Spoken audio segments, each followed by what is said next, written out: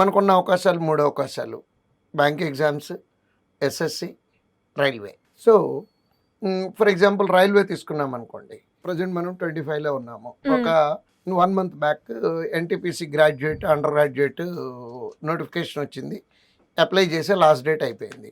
అంటే అప్లై చేసిన దగ్గర నుంచి లాస్ట్ డేట్ వరకు టైం తీసుకుంటే ఆల్మోస్ట్ 1.5 మంత్ ఉంటుంది. ఈ ఎగ్జామ్ వచ్చేటప్పటికి నెక్స్ట్ ఇయర్ సెప్టెంబర్, అక్టోబర్ ఆ ప్రాంతాల్లో ఉండొచ్చు. సిబిటీ 1, దాని తర్వాత ఇంకో 2 నెలలకి సిబిటీ 2. అంటే ఆల్మోస్ట్ 1.5 ఇయర్ పడుతుందమ్మా రైల్వే ఉద్యోగం రాయటం మొదలుపెట్టిన దగ్గర నుంచి ఫైనల్ మనకి ఉద్యోగం వచ్చింది అనుకోవటానికి. నెక్స్ట్ ఎస్ఎస్సి ఉందనుకోండి, ఆల్మోస్ట్ అది కూడా అంతే పడుతుంది. 1 ఇయర్ ఈజీగా. అంటే ఫస్ట్ అటెంప్ట్లో సక్సెస్ అయ్యాము అనుకుంటే అమ్మ ఇదంతా కూడా 1 ఇయర్ పడుతుంది ఆల్మోస్ట్. అదే బ్యాంక్ ఎగ్జామ్స్ అనుకోండి, 7 నుంచి 8 మంత్స్ లోపు ప్రాసెస్ కంప్లీట్ అయిపోతుంది.